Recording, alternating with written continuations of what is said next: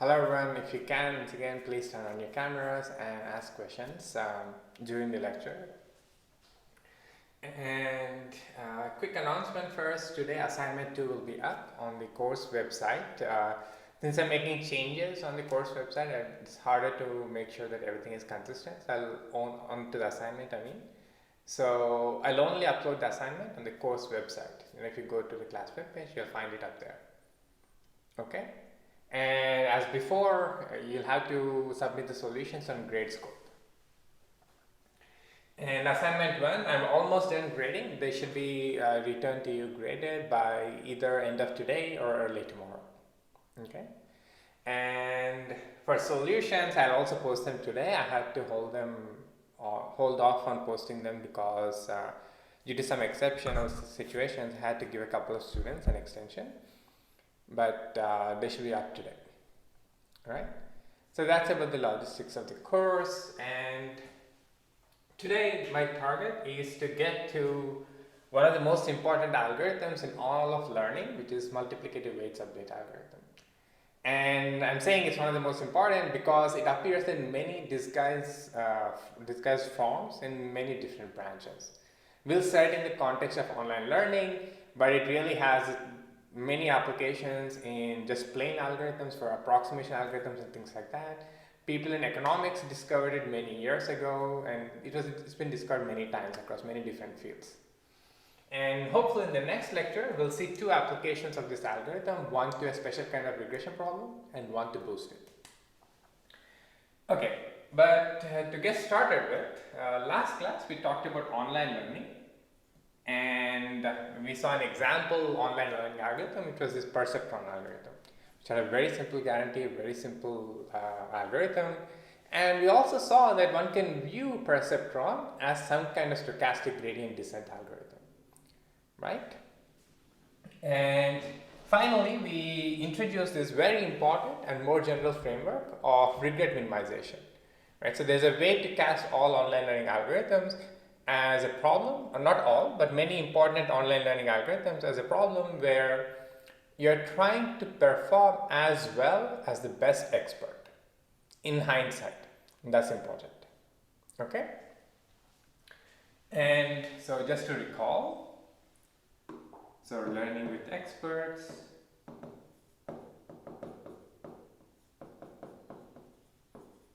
So we have experts E1, E2, up to En, so let me maybe write them in each box.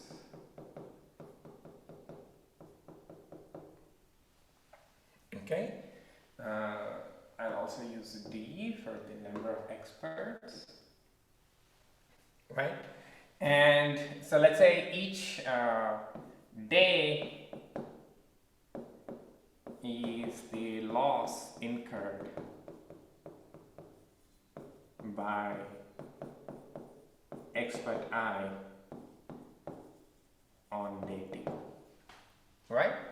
And L of T is loss of our algorithm. And the goal of regret minimization is to, after T steps, our algorithm has some performance. Or all the days it incurs a total aggregate loss of something like this. And we want to minimize the gap to what the best expert would have done. If we knew who the best expert was, when we only followed that expert, we would have gotten some loss.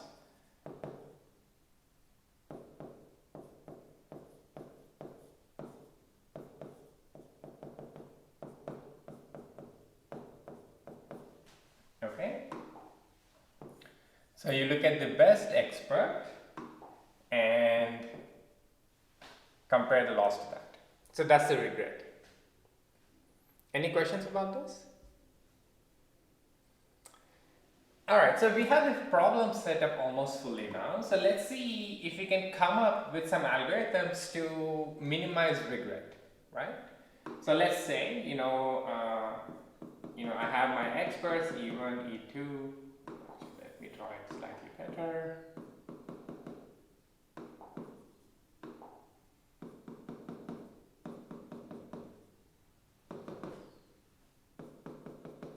Okay, and maybe this is, expert, and this is D. Okay, so can you think of some strategies you might use to minimize regret? Remember, what's the game, right? The game is you see experts' predictions, you make a prediction, and then you get to see how much loss each person incurred. And so you make a prediction based on something, based on the experts' predictions, right? And then you incur some loss. So the loss for us, let's say, is 0 or 1. Somehow think like, they're trying to predict whether the stock market is going to go up or down. So they incur a loss of 1 if, what they predicted didn't happen. Okay? So what are some example strategies we might try?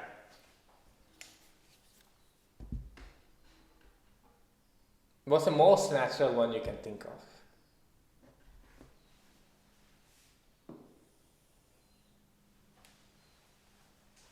Any suggestions? Follow the best predictor from the previous time step. Follow the best predictor from the previous time step. By you mean up to that time step, right? You want to keep track of the historical score, right? Yeah, I guess another option is to average it out or to do that up to that. Right, like somehow the reason I'm stressing that is because our scores are binary, 0 or 1. When you say follow the best expert of previous round, there may be so many people, right? What you said might make sense if you have numbers, but here since we're just dealing with 0 or 1, you need to aggregate in some way. Okay, definitely. I mean, even in the other case, it makes sense to aggregate, but for the 0 1 case, you especially have to aggregate. So that strategy is follow the leader. Okay, so what does it mean? At each round, we can give each expert a score, right? Maybe, right? So let's say around T. Let me change notation a little. Yeah, actually, so let me define the aggregate loss of the expert I by round T is the total loss the expert has incurred up to the day before. Okay, so let me make sure I write this down properly. Yeah, makes sense. Okay, so is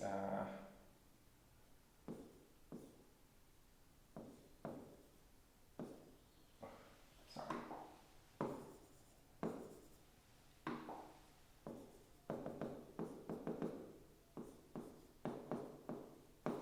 Okay, so this is the total loss that expert has incurred up to that day. I mean, that's the only information we have, right? Because we don't see how much loss is incurring until we make the prediction, right?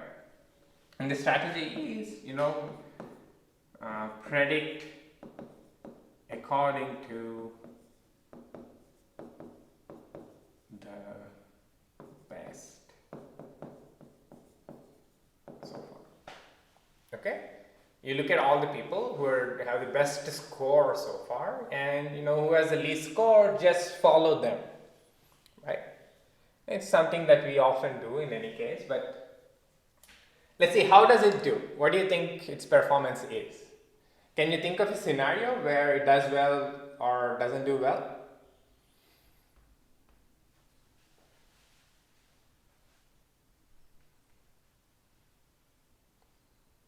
Well, let's see, right? So suppose, on day 1,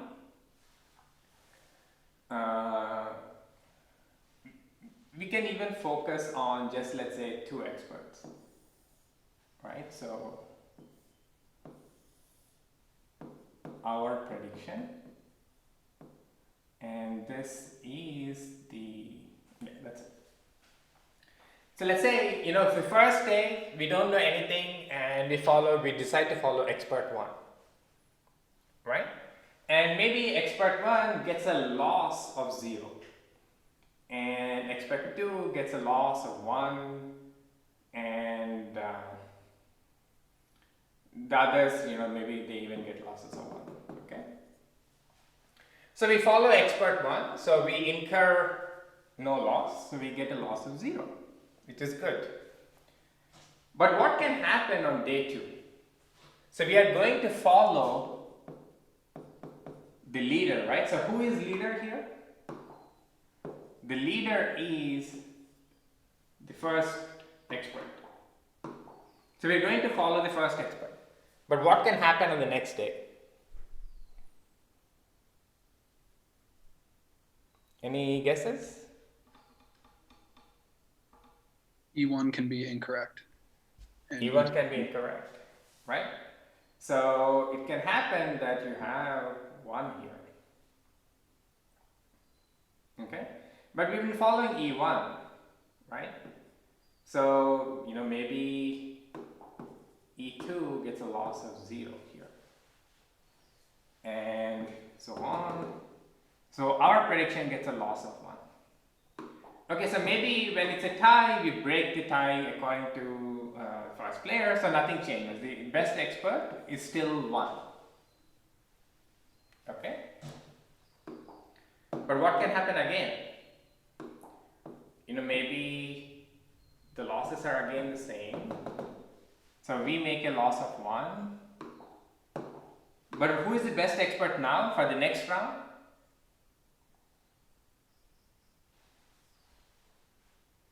E2. E2. Right, so maybe let me write it as E2. So okay, so now it seems good, right? We're going to follow the second expert. But what can happen then?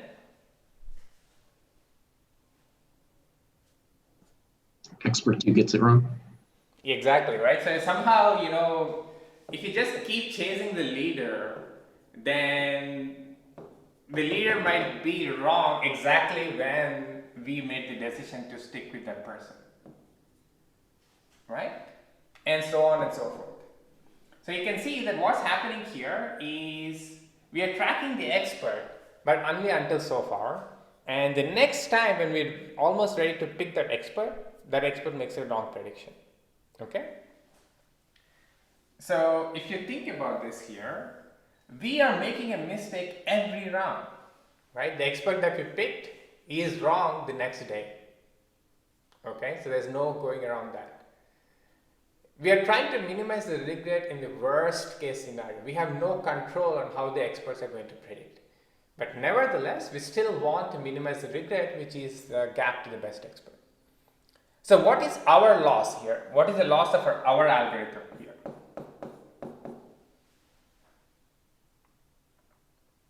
Right? It's basically t minus 1. We are wrong in all but the first round. Okay? But how about the best loss? So let me denote it as L star t, as min I belongs to 1 to d, the best expert of L. Right? So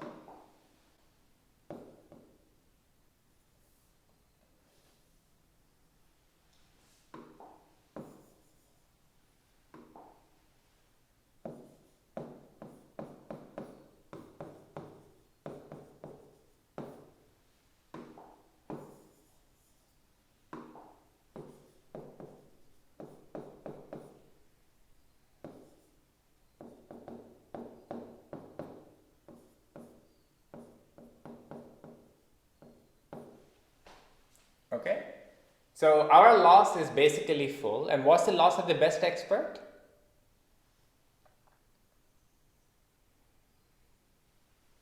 If you keep flip-flopping, basically, this is like t over 2. Okay, just for the 2 expert case, we can get a scenario where, the best expert is E1 half the time, the best expert is E2 half the time, but we are wrong at every round, right? So somehow, as soon as we pick E2, the person makes a wrong prediction, and the best expert should be E1, right? As soon as we switch to E1, and then E1 kind of starts making mistakes, and we have to follow E2, okay? We kind of keep zigzagging every time making the wrong choice.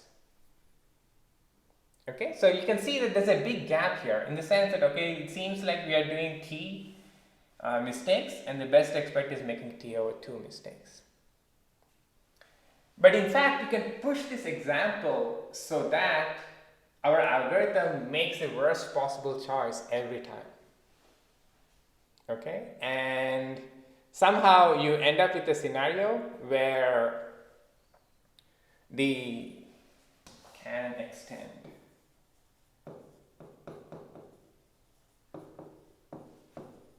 to a case where FTL is really bad, meaning L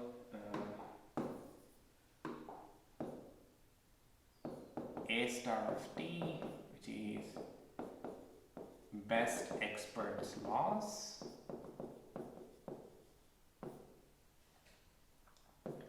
is something like, let's say,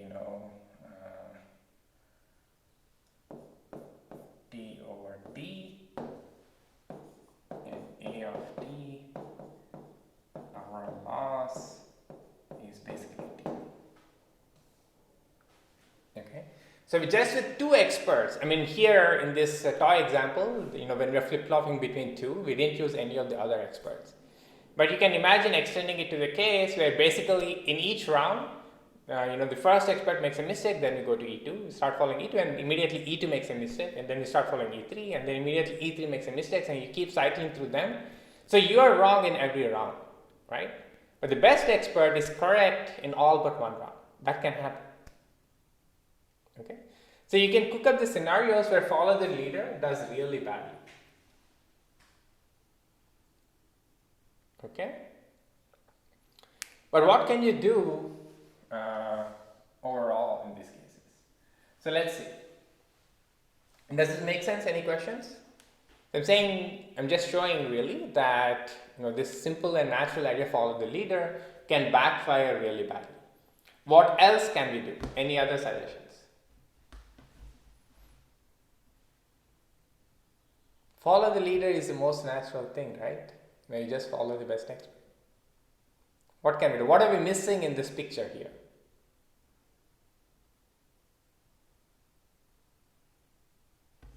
All right, so let me, so the final algorithm, multiplicative weights, is just 4 lines, right? I can write down the algorithm and we can start analyzing it. But I think there's a lot more to learn by trying to come up with the algorithm ourselves. And that's one of the main purposes of this course, which is to teach you how to think about developing algorithms, right? So it's not just to know that, okay, this algorithm exists and we can use it, but also how would you think about it? Okay, so let's work towards that by a sequence of puzzles, kind of an easier version of the same question, and hopefully you'll solve these puzzles and discover the full algorithm. So case study, let's do sort of a, toy case. Suppose there is, in fact, an infallible expert. Meaning, there is an expert who does not make any mistake. There is some oracle who knows the future. Right? There's some person who knows the future. I.e., there exists some I star such that there's some expert such that the loss of that expert at every round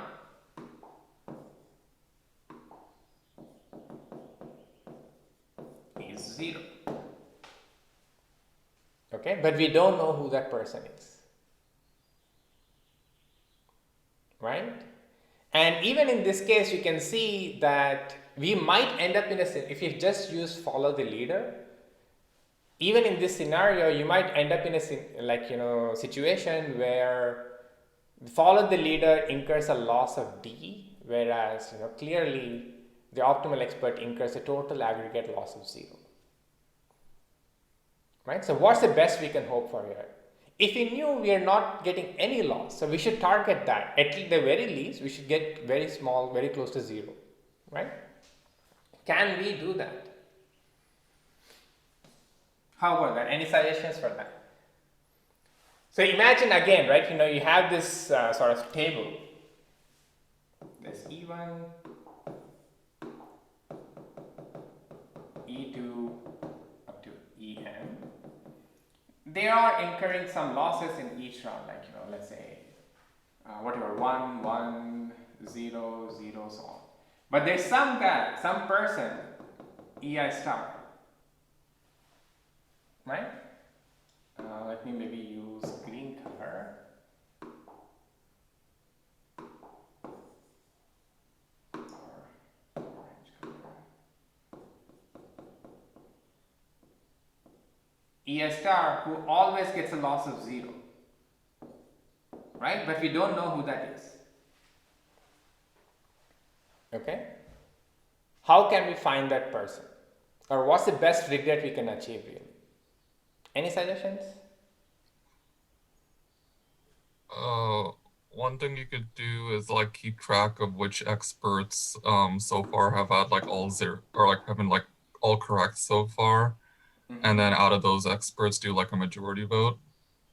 Right. Okay. So that's a very good suggestion. So let's stick to that. So basically, the new idea, or let's say, so let me split that idea into 2 steps, right? One is somehow we know, we have some background information that there is an infallible expert, right? So if you ever see an expert incurring a loss of 1, we can throw that expert from our pool of opinions to consider, right? It's just like a strike 1, that's it. There are no other strikes here. There's no leeway. If you make a mistake, I'm not going to take you into consideration from now on. Very harsh, but we'll see that works. So only look at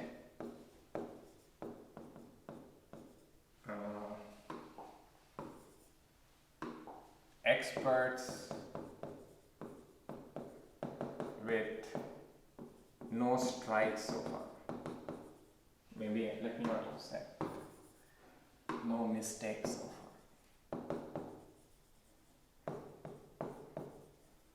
Okay? And there may be many such experts, right?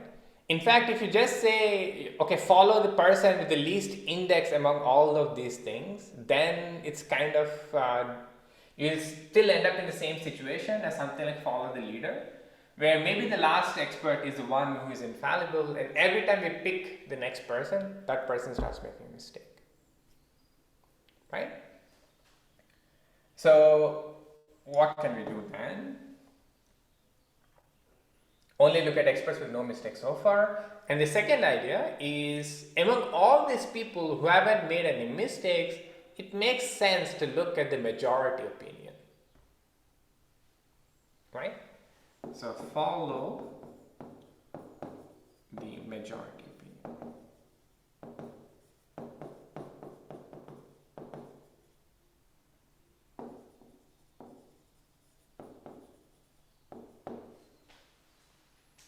Okay?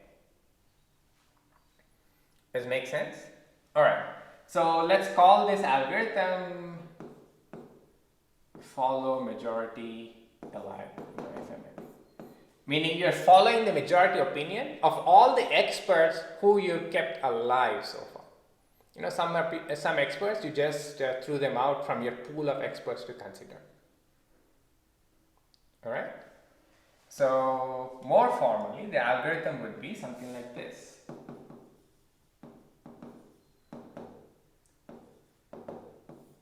So you start with maybe E of 0 is 1 through D, all live experts, and then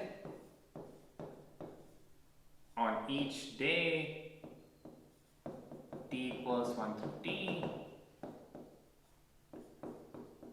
predict according to majority of T minus 1, and after you see the results of that day, you update the set of live experts.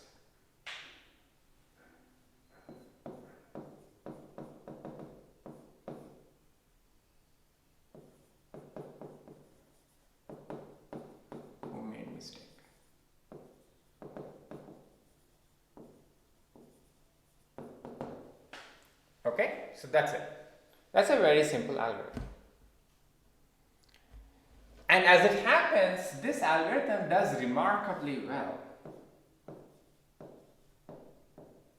Right? How remarkably well? It can do something like the following.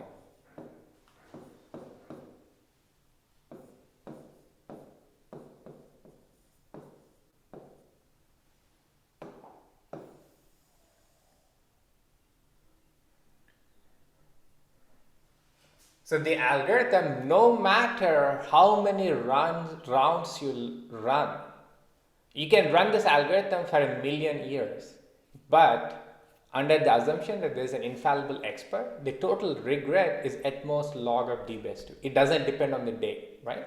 Which is kind of very nice. Meaning what's happening here is that it's saying if you incur enough mistakes, then you would have zoned in on the best expert. Right, that's basically what it means. Because then once you find this right expert, everything is fine. So in a worst case scenario, you're essentially doing like a binary search for this. Exactly. Right. Kind of binary search, but somehow it's kind of a hidden binary search in the sense that your filter is determined by people who made mistake. Exactly.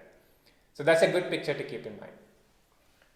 Right, so in fact the analysis is something like that, but with a view towards what's to come later, let me give an analysis which is a bit more seemingly cumbersome for this problem, but I think it will set up the problem nicely for the full analysis of the full algorithm that we'll do today later, or maybe beginning of next lecture. Alright, so somehow we want to say that, so regret here, since every mistake gets you a penalty of 1, saying that regret is at most log t base 2 is essentially like saying that your algorithm makes at most these many mistakes and nothing else. Right? So how can I prove such a thing? Any suggestions? Heuristically, intuitively, how would you prove such a thing? You could probably do a worst case analysis or something. Right, but how would you prove it? Like somehow you want to say that you never make more than log d base 2 mistakes. Why is that?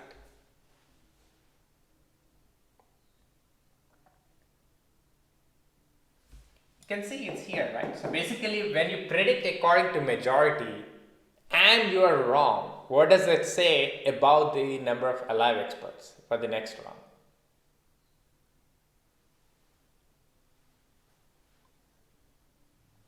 Like, go ahead. You're removing at least half the experts in your Exactly. pool because the majority was wrong. Exactly, right? If you have 100 experts and you predicted according to the majority and that was wrong, means half of the experts were wrong that day. So you're kind of you made a mistake, but you gained a lot of information from that mistake, right? You threw out half of the experts. You got rid of half of the people who are no good, right? So the way to basically make it formal is the following. So let me define the weight, some kind of potential function for that day as the number of live experts at the beginning of day t. Okay?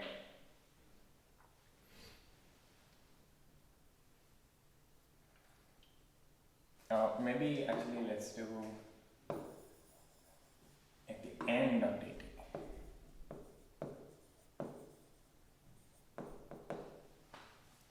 Okay, so essentially this is size of E of t. Okay, all the people who are alive after that day. It's some kind of really some battle royale that's happening, and every time you make a mistake, half the players get done, right? So what can you tell me about this function? What is W of 0? D, because that's the total number. Initially we start with everything, right? And every mistake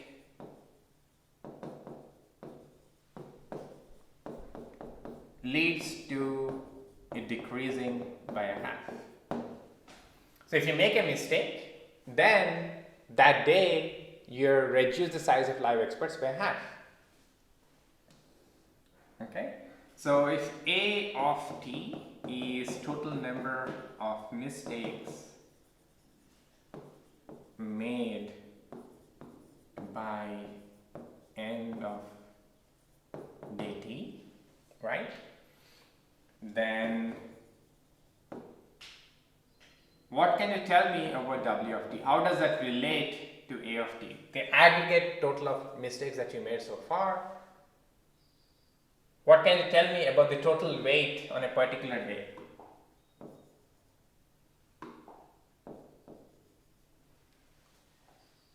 Is at most, so each mistake decreases your size by a half. So the total number, the total potential or weight function that you have after t rounds is at most what you started out with divided by 2 to the a of t.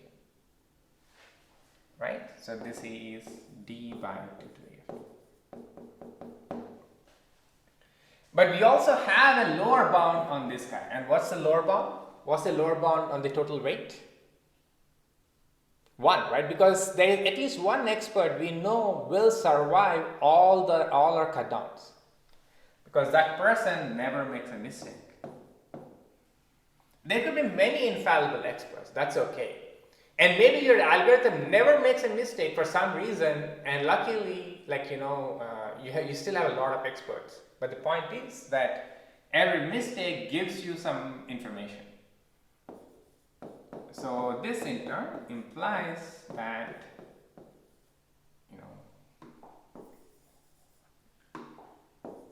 2 to the a of t is less than or equal to d implies a of t is less than or equal to log t plus 2. Right? Very cool. That's it. We're done. Okay?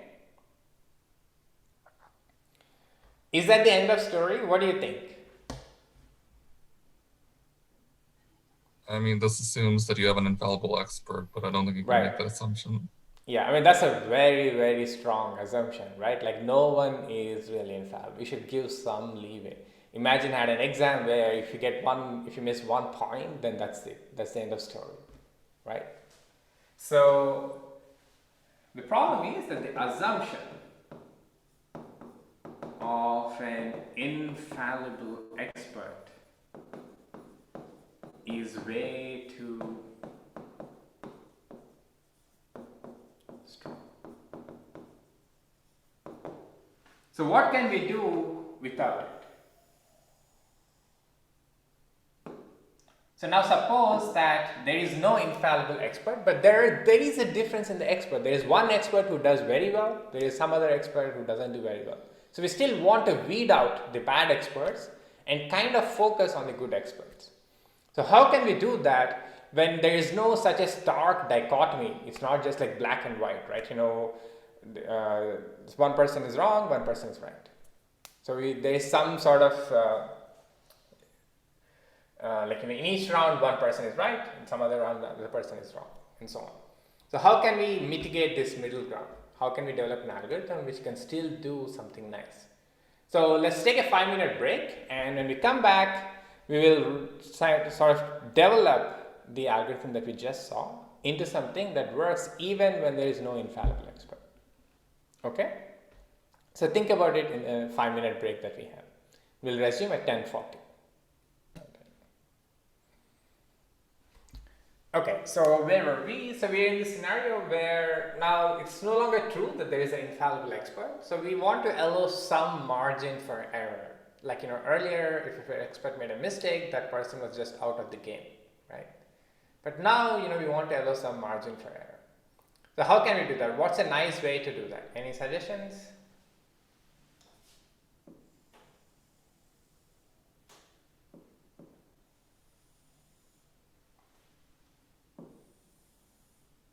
Any ideas? So imagine that, initially somehow you have no information and you want to make a prediction. So what's a good way?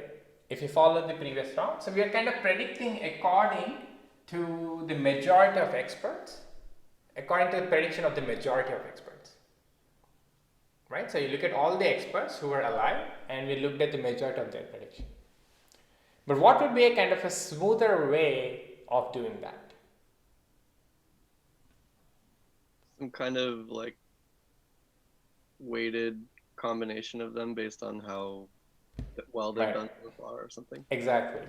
Right. So the analog of that kind of, you want to, let's say you see an expert who is doing a lot of mistakes, so maybe you start decreasing that person's weight as time goes by. And, the person doesn't make any mistake, maybe the weight stays the same, or you can increase it. It doesn't matter, right? It doesn't matter too much. So let's stick to the case where we don't increase the weights if they are consistently correct. But if they start making mistakes, we penalize them by decreasing the weight. But how about the prediction? How would you make the prediction? Be like a linear threshold function. Right. So basically, what we're going to do is assign some weights. So let's say, right, so each expert gets some weight to begin with. Initially, all experts starts with a weight of 1. And we make a prediction according to the weighted majority, right? So the algorithm, so this is called the weighted majority algorithm.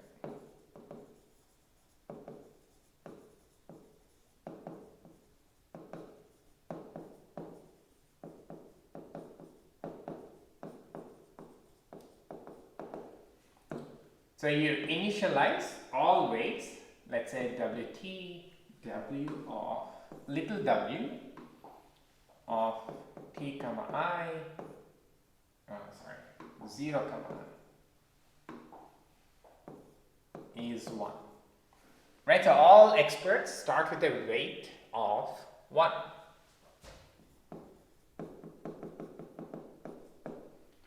And then on each day,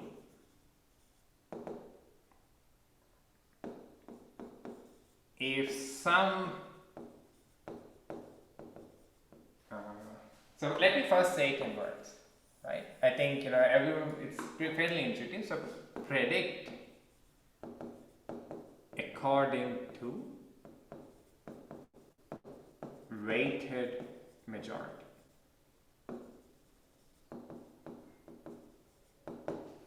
Right? So meaning, if total weight of experts predicting up is more than total weight of experts predicting down, then you follow implies predict up. Right? So that's the logic. You just sum up all the ways of people making prediction that the stock market goes up. If that's more than the people, if the bull count is more than the bear count, you just go bull. Otherwise, you go bear. Very simple algorithm. But that's not the end of the story, right? So in any of these expert algorithms, there are 2 steps. One is how you make the prediction based on the current predictions of the expert. And then we also want to update our state, somehow take into account that day's performance and revise our model, right? Our model meaning how we make the prediction. So how should we revise our model? How should we adjust the weights? Our model here is just the weights, right? How do I adjust the weights? So after the day's losses are revealed, what do you do?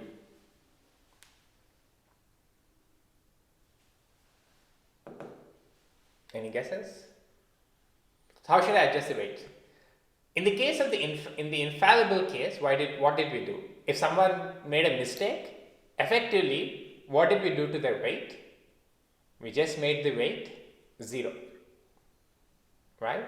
But that was very harsh, and they could never enter the game. Re-enter the game, that's what I meant. Okay. So what's kind of a smoother way of doing or adjusting the weights? And let's stick to the setting where we don't increase the weights, we're only decreasing. I think it's just a symmetric scenario. So what's a natural thing to do? Half it. Half it, right? Because it's kind of a natural fit. Like, you don't want to just, it's some kind of,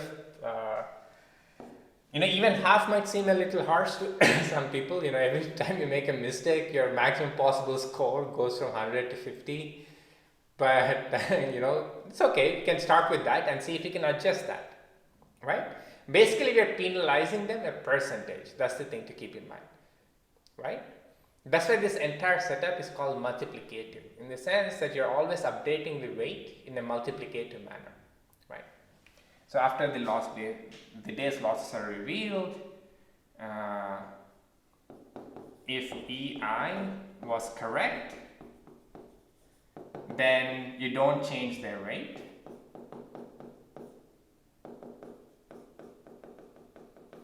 Okay? If EI was wrong, then you halve their weight. Okay? So if you make a mistake, the weight is getting halved. That's it. That's the full algorithm, right? It's a very simple algorithm. Just like you predict based on the weighted majority, and then it's just like a single line update. And what is it doing? Somehow, like for example, here, maybe this expert was right, wrong. Then the next day's weights are going to be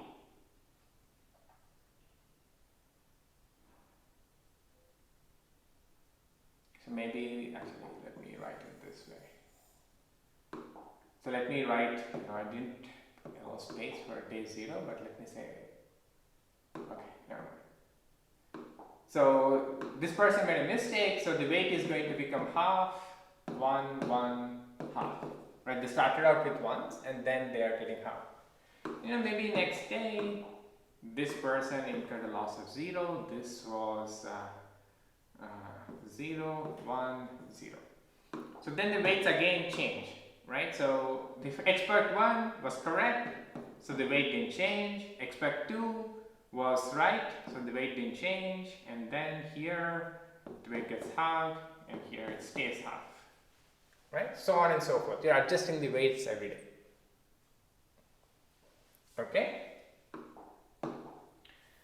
So what can we say about this algorithm, this pretty natural algorithm, right? And again, we can show something very remarkable. Right? And what do I mean by very remarkable? So let's analyze it. And basically what we can show is that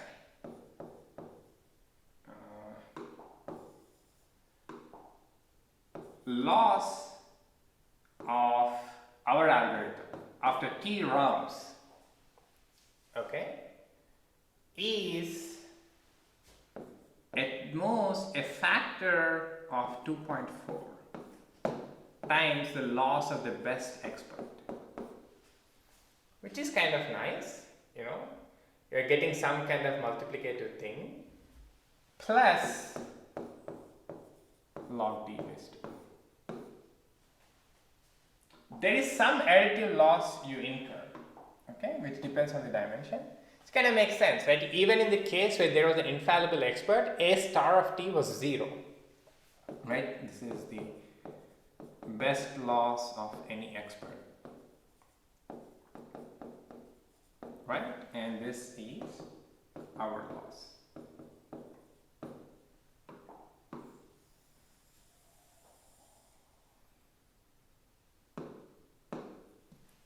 So it's saying you're kind of doing pretty close to what the best expert is. You're maybe a factor of 2.4 away, right? So imagine if this were a stock market and you're somehow aggregating the experts and you're saying, okay, my gain is, or my losses, you can flip it and say my gains are at least as much as close to 40% of what the best expert would have gained. Okay, that seems reasonable and pretty good, right? So any questions about the statement? We'll prove it Oh, in a yeah. second. But We're not making any assumptions really about the experts, right? no, we don't want to make any assumptions. I just Like in want A star of t could be 0, in which case it is getting close to the case of infallible experts, and the loss is slightly worse off. If you were, instead of making the weight 0 for each mistake, you made it half or decreased multiplicative by a factor of half, you're just slightly worse off, 2.4 factor of worse off. Okay. So this is even, I'm just keeping like bad examples in mind where like people look really good and then try to, I don't know, like an adversarial example where it looks like one person is really good and then they just become wrong. Right. Basically, somehow the intuitive thing to keep in mind is that if they are wrong consistently for these steps, their weight decreases a lot. And if they're wrong consistently compared to the others, then their contribution to our final prediction will be very small very quickly. Right? They're very unlikely to flip our decision, basically. Okay? Are there tighter bounds that we can get when we know, for example, that like the best expert has some sort of gap between the next best? So there's something like that. So so you can improve this bound by, instead of looking at A star of t, there is a notion of variance of each expert. I mean, this is a bit advanced that I'm not going to touch in this two lectures. But basically, if the prediction of the expert is not changing, right? One person is just like, Bill, who's that guy who has a money show? Kramer. He says, okay, up every time, right? So there should be a different way of accounting for that. So, and that is to look at the variance of the predictions of each expert. And somehow there is a bound which depends on that variance, which is even more remarkable. Like you match the best expert plus something which depends on the variance of the experts within each other. Okay, so you can make the regret much more refined, and we'll see that you can do even better than this, but let's just start with this for the beginning. That's a good question. Okay. All right, so what can we say here? How do I prove such a thing? Again, the proof is not too complicated. So we have the algorithm. I really want to stress the emphasis of the coming up with the algorithm. Right? It's 3 lines, very simple, very natural. And then the analysis always follows the same template for most of this multiplicative weight variance, where you set up some potential function or total weight function, and then you track how it changes.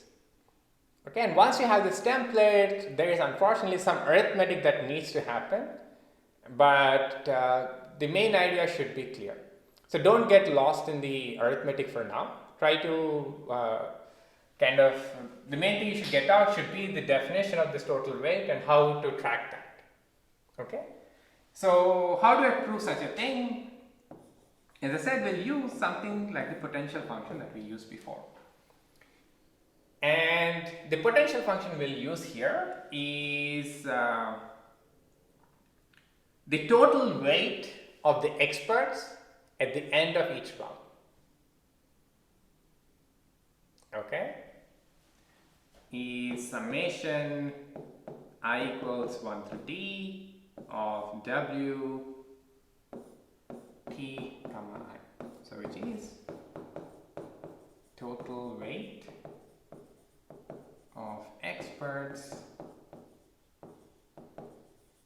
after dating. Okay?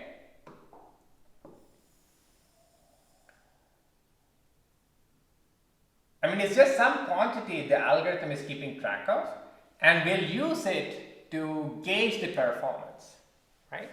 And how will we do that? So basically, we'll show how each day's weight potential changes, and then we'll connect it to the that of the best expert.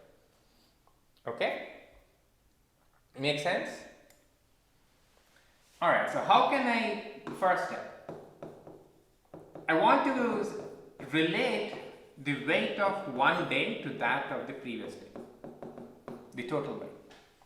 What can you tell me about this? What's the, okay, first relation that you obviously notice? Can the total weight ever increase? No, right? You're never increasing any weight. You're at best decreasing or halving somebody. So clearly, this is true. Okay? And we want to say that when the weighted majority algorithm makes a mistake, so in the infallible case, we said when we made a mistake, we make a lot of progress, right? I throw out half the experts. The weight decreased by half. And here also something similar happens. Basically, when you make a mistake, the total weight decreases not by a half, but something close to it, like 3/4.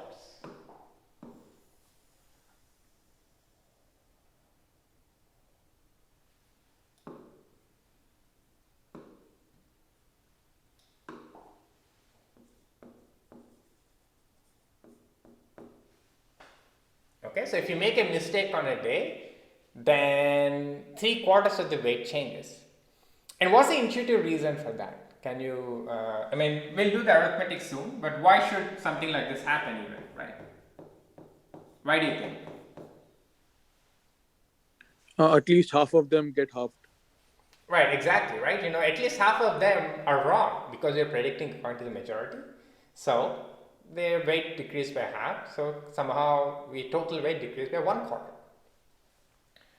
So let me just follow through the equations. So dw little w of t comma I, and let me write this as summation of the weights of experts were correct on day t plus those who were wrong on day t. Okay? And remember, this is the weight after the day. Okay? So this way, the people who are correct, their weights haven't changed. So how do their weights relate to that of t minus 1? They're exactly the same. You know, their weights haven't changed. Whereas those who are wrong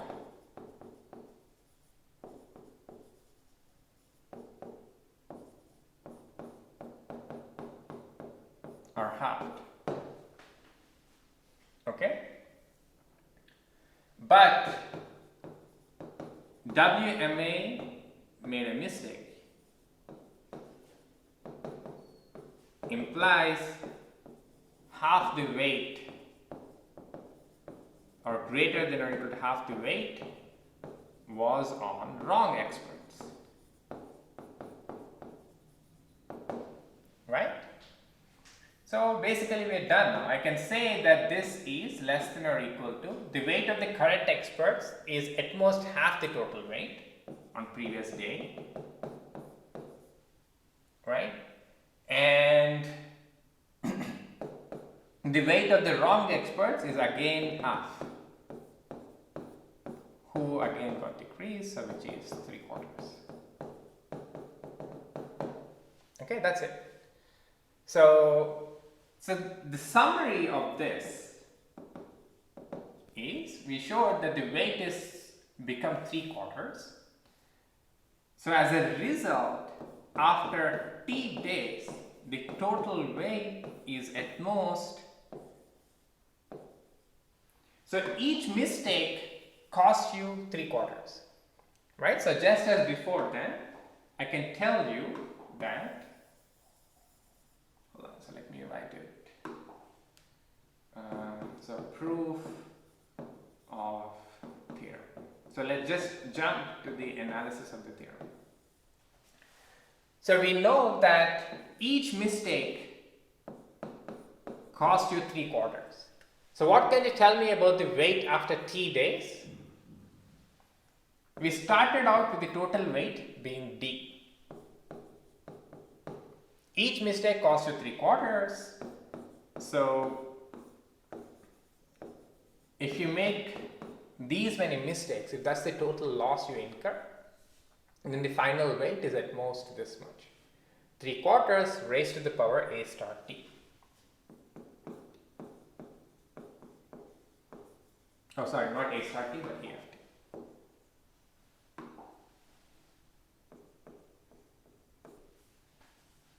Okay. So we have an upper bound, and what would be a lower bound? Right? So remember that in the infallible case, we said, okay, this is at least 1 because there is one expert who did not make a mistake. So that person survived. But here, what would be an analog of that?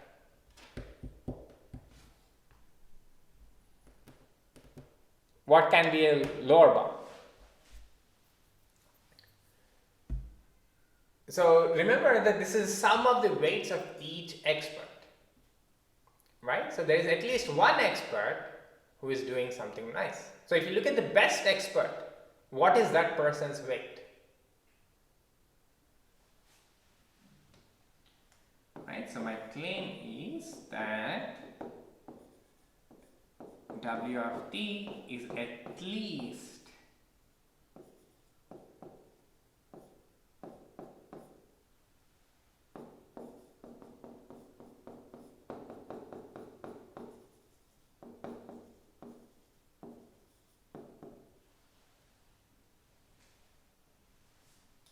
let me write it slightly differently in a consistent notation.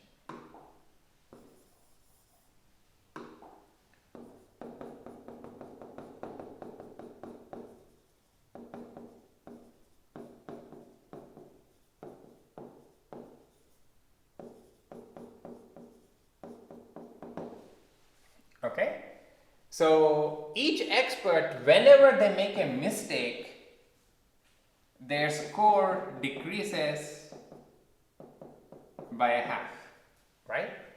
So the total weight is at least half raised to the power total number of mistakes. If they didn't make too many mistakes, their weight cannot be too small. So this gives us the other side of the inequality, which allows us to kind of get control on A of t, right? So in particular, if I apply this inequality that the weight of any expert is, we have an exact formula for the weight of each expert, right? The total weight is sum of the weights, it should at least be weight of each one. So I can tell you that this is at least A star of t. Does it make sense? So it's true for every expert, so it's also true for the best expert. Okay? Alright, so now we have this thing and we just need to do some manipulations to kind of write it in a suitable form. The annoying thing here is that we have some kind of inequality comparing A star of t and A of t, but they're sitting in the exponents. So what should you do naturally? To get something a bit more nicer, direct comparison between A of t and A star of t, what can we do? We just take logarithms, right? So what we know is that, let me write it as this guy is at most times d. Okay, so I just push the 4/3 here and 2 there and take logs base 2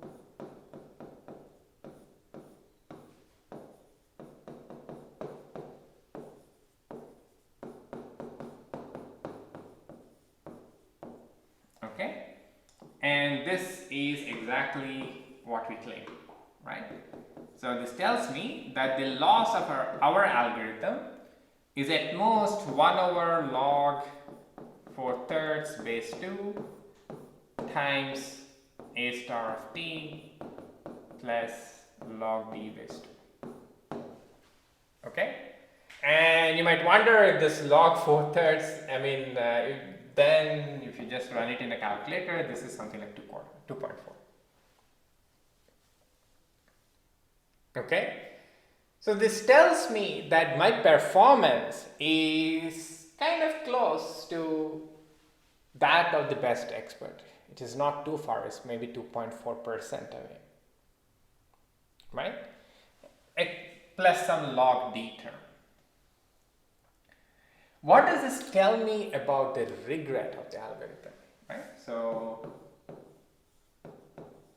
regret of t is a of t minus a star of t is something like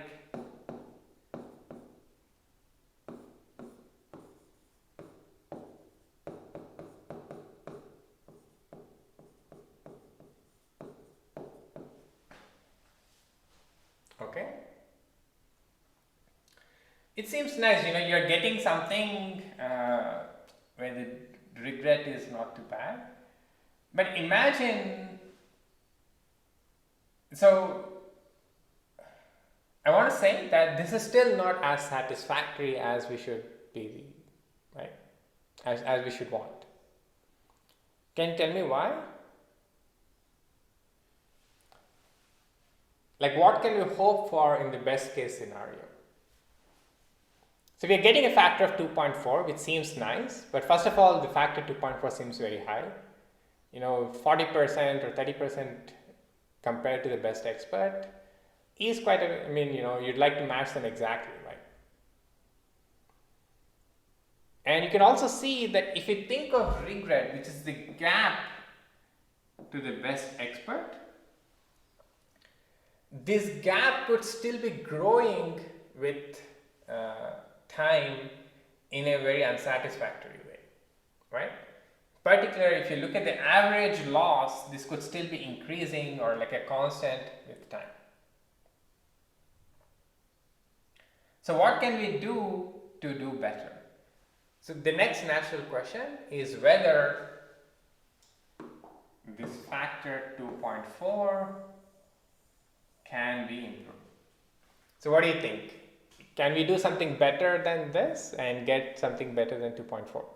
We have weighted majority algorithm, which is already, I mean, we made a lot of progress already, right?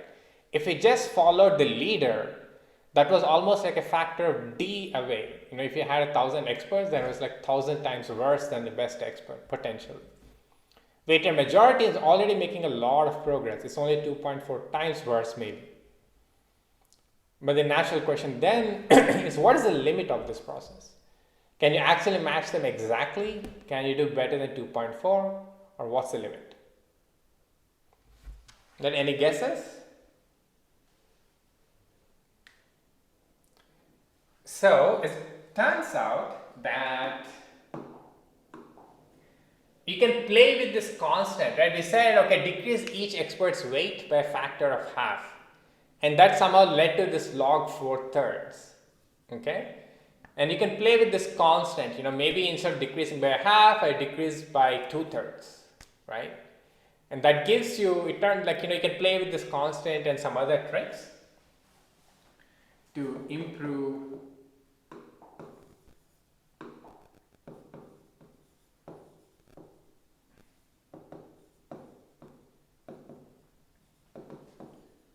can make 2.4 be close to 2. So you can get an algorithm which is basically a factor of 2 away from the performance of the best expert, right? You're doing 50% as good as the best expert. But once again, it's like it still seems unsatisfactory, right? You know, you imagine you're just trying to imitate the leader or follow the experts, and still you're only 50% away. Okay? So can we do better? And unfortunately, there is a limit on what we can do. Okay? And this is not something I'll prove, but let me just write it as a claim. There is no algorithm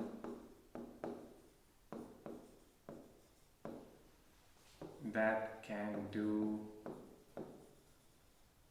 better than a factor of 2.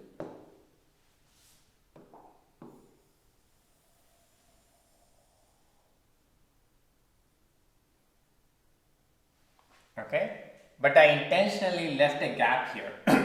Excuse me. So what is a feature of the weighted majority algorithm?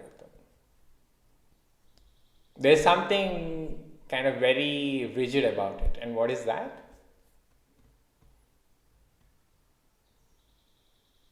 So I want to say that the prediction is kind of completely excuse me, is completely determined by the weights. Right? If I tell you the weights for today, then the prediction I know is 100% is going to be exactly the weighted majority. Right? So if you've taken an algorithms class, then there is a name for such an algorithm, right? What is that name? Deterministic. Right, deterministic. So you can actually show that there is no deterministic algorithm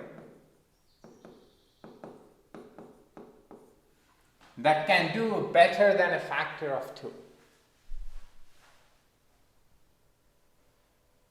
Right? If you just, and you can come with all kinds of, maybe I won't use 2/3, I'll use, maybe half at the beginning, and after some point I'll use 2/3 and something like 4/5, or maybe not just multiplicative weights, I'll use some other crazy function to update the weights.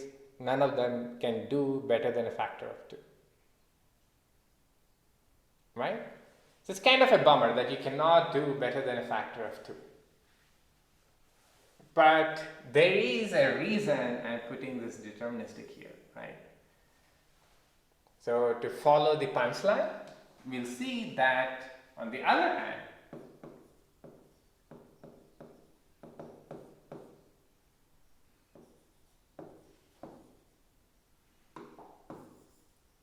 there is a randomized algorithm. There's a randomized strategy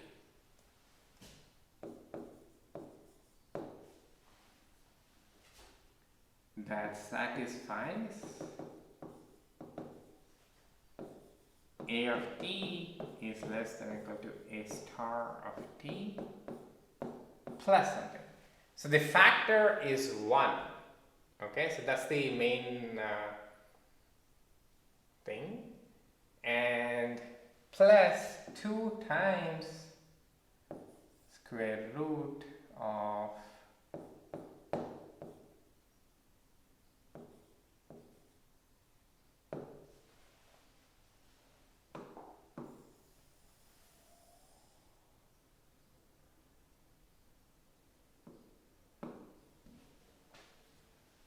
okay.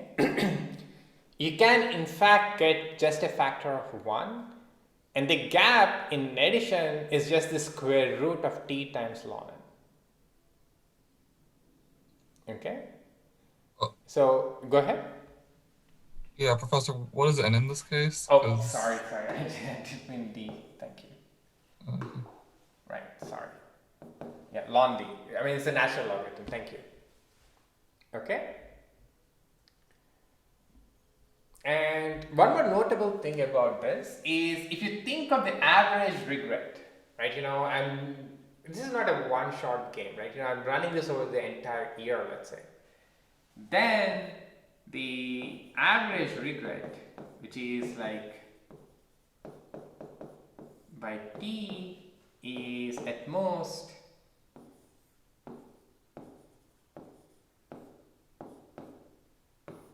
okay. So the longer you run the game, the smaller your average regret. So your basically average regret is going to 0. Okay? And just a bit of nomenclature, algorithms that satisfy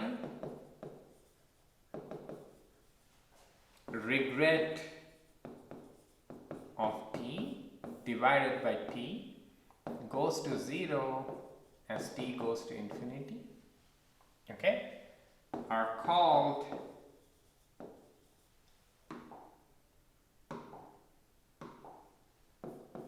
no regret.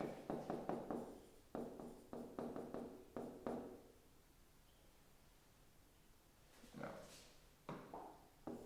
Are called no regret algorithms.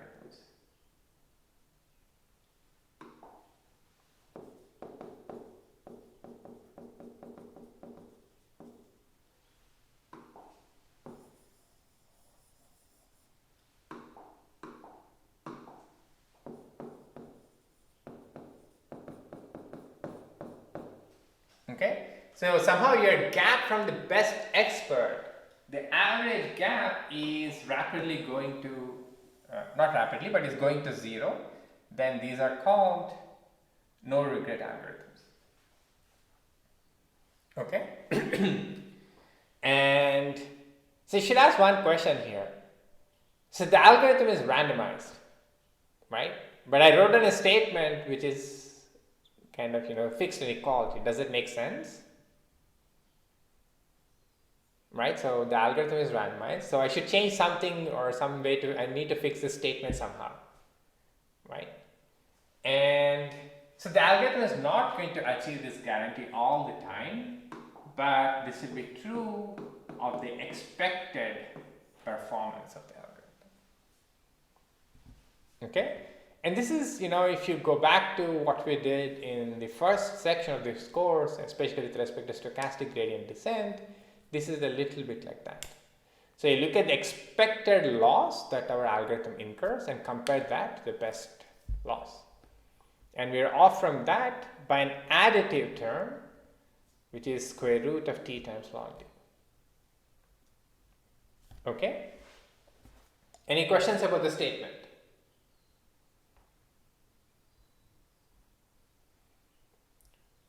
Okay, so what is this algorithm and how do we prove such a thing? So my goal today is to write down the algorithm, and I'll tell you the main part of the proof, and in the next lecture when we come back we'll finish it. As I said again, the main ideas are pretty clear or natural and intuitive, but then you have to do some, not too messy, but some cumbersome arithmetic to get the final bound out of this thing. Like to gauge how well our algorithm is doing in the end, you have to do some symbol manipulations. Alright, so what is the algorithm? And this is called the multiplicative weights update method. There's a lot of names, I'm just going to call it MWM. You should really think of it as a template that you can apply in all kinds of scenarios. So just as before, it's really a generalization of weighted majority with a small twist. And what is that twist? I'll tell you. So what in weighted majority, somehow the problem is that the weights determined our prediction for the next day, right? And even if you didn't know that weighted majority was falling short in this theoretical way, what is another thing that you might do if you were let's say you're placing bets or something like that? What's a natural twist on weighted majority? Instead of just predicting according to the weight of the experts, what can you do? You can randomly pick an expert using the weights as probabilities. Exactly, right? So somehow if you think of, some kind of placing bets on horses or something like that, it's like a betting strategy, right? You use the weights as guide for placing picking your winner, or picking your winner in the sense of picking which expert to follow for that day, right? Which expert to go along with that day. And that's another context, in fact, where multiplicative weights was discovered separately in this portfolio management and information theory literature. Okay, so we initialize. So just as before, we start with all weights being 1. And on day t equals 1 to t. So we had to predict, right? So we pick an expert I with probability proportional to Wt minus 1 comma I, right? So somehow, if one expert had a score of 100 and everyone else had a score of 1, okay, that's not reasonable. So if one expert had a weight of 1 and everyone else had a weight of 0.1, then the probability that you pick the first expert would be much higher, right? Instead of deterministically saying that you will only pick this person, you're just kind of playing with the odds a little bit. So probability I is picked is equal to, so the weight of that expert divided by the total weight.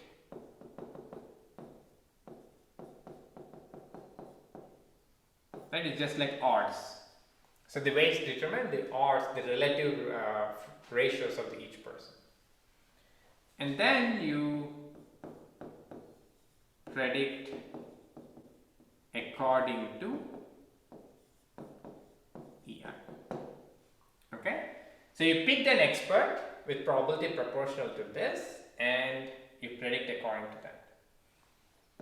And finally, we also have to adjust the weights.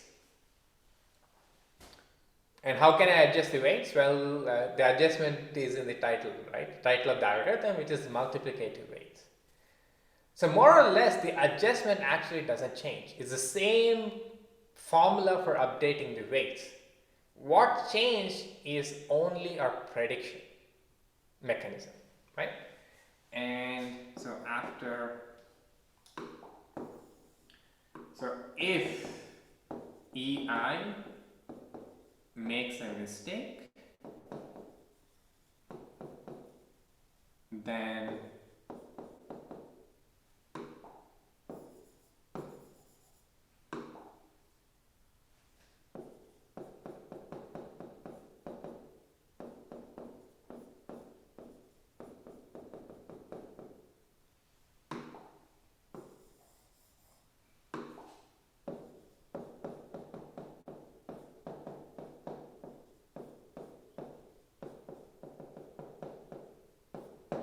okay.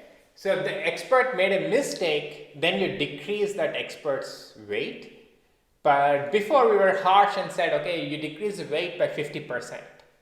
But now we will be a bit more lenient. We'll decrease the weight by something like 1 minus epsilon, where epsilon is a parameter that we'll choose later. It's something like, think of it as 0.1.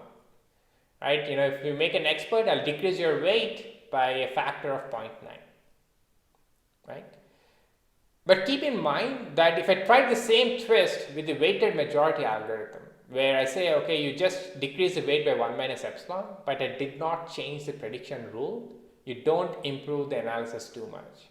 You'll end up with, you'll improve it a little, you'll go from 2.4 to something like 2 plus something, right? But it's still more than factor of 2. So the randomization in the prediction is really important here.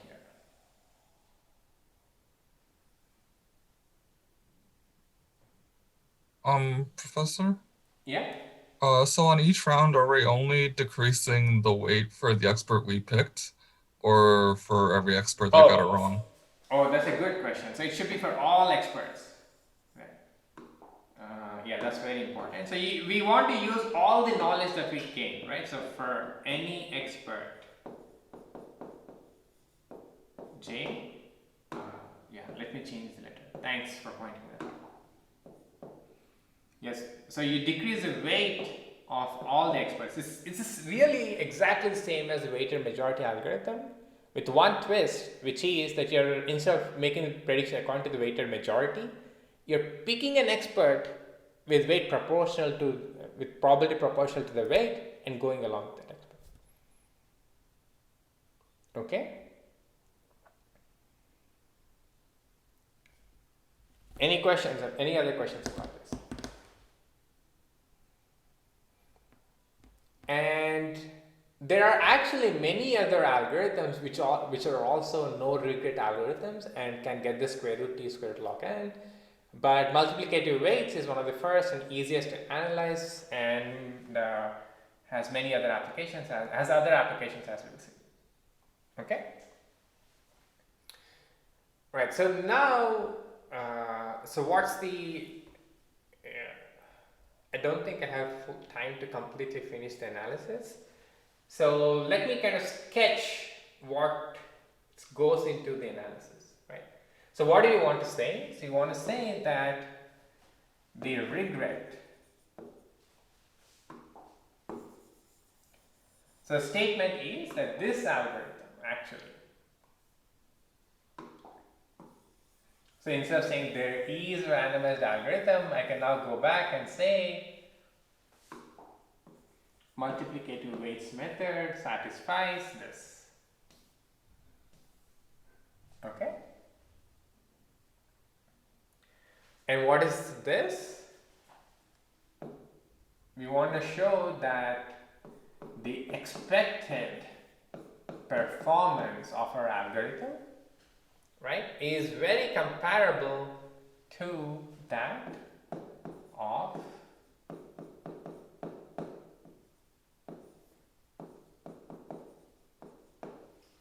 for a suitable choice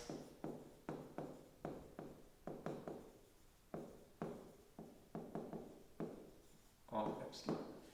Okay, so you can think of this algorithm as it's a simple algorithm with one update parameter epsilon, right? One parameter.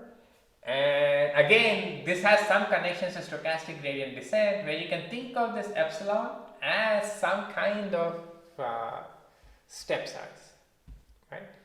And if you're interested, I can point you to references where they make this connection somewhat rigorous. You can think of multiplicative weights method as something called stochastic mirror descent, which is a variant of stochastic gradient descent on some kind of very different loss function. So just as perceptron was the analog of stochastic gradient descent for the hinge loss, you can think of multiplicative weights method as some variant of some such methods, like stochastic gradient descent method on a different loss function. Okay? Alright, but we are not going to use that in any way, so let's try and argue about this analysis again. And the analysis, once again, follows the same blueprint on the on bounding the weights, right? So we'll use a potential function which is exactly the same, the sum of the total weights of the algorithm, of the experts. So after each day, how does the weight change? So earlier it was clear, right? Like, every time someone made a mistake, every time the algorithm made a mistake, you halve the weights of half the experts. So you kind of decrease the weight a lot, right? And here that's not true. You make some progress, but not decrease it by half. And we'll show two things. One is that if, not if, but the expected W of t is at most something like,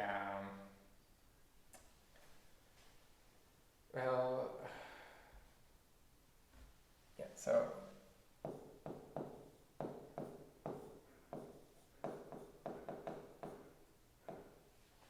okay, so you make a progress in that you decrease the weight a little bit, And it's not exactly W of t minus 1 though, right? And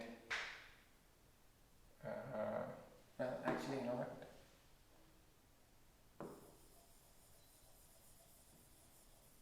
So let me write it this way.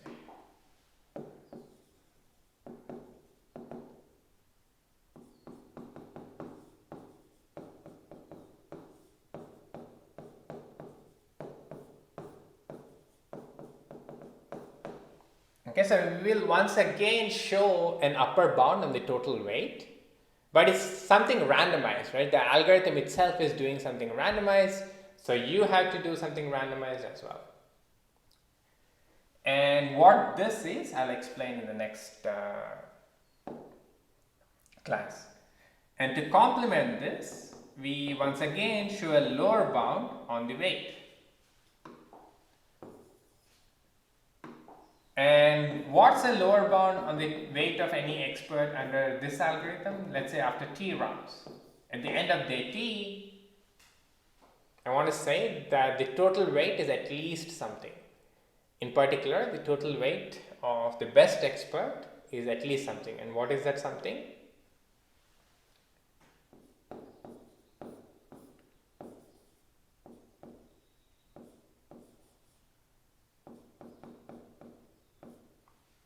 Right? If the ith expert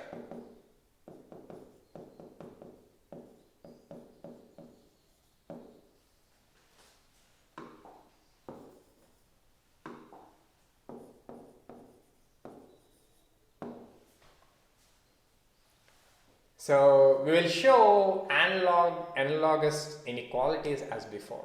So one relates how much the weight decreases based on how much loss we incur. So remember that we can't just say, okay, if you made a mistake, then you decrease the weight by a little bit, right? Our performance is also randomized. We make mistake with some probability, we are correct with some probability. So we should take that into account somehow. That's number one. And number two, we can at least say that the total weight is still lower bounded by 1 minus epsilon raised to the power of the total number of mistakes the best expert makes. And just as before, we'll connect these two to connect the total loss, compare the total loss of our algorithm to that of the best expert. Okay? And we will finish this in the next lecture. But the main takeaway should be this multiplicative weights method. And I encourage you to think about why randomization is helping so much. And if you are not convinced, you can try to work out what happens with the weighted majority algorithm, where you just change the weight by 1 minus epsilon instead of a factor of 2. So even after doing that, if you follow with everything else as being deterministic, you'll see that no matter how you set epsilon, you're never going to improve by more than that factor of, you're not going to improve on the factor of 2. Okay? So in the next lecture, we'll finish up this analysis of multiplicative weights and hopefully look at 1 or 2 applications of this method for other learning settings. Okay? So I'll see you all on Wednesday, and remember that assignment 2 is going to be posted today and it will be due a week from now.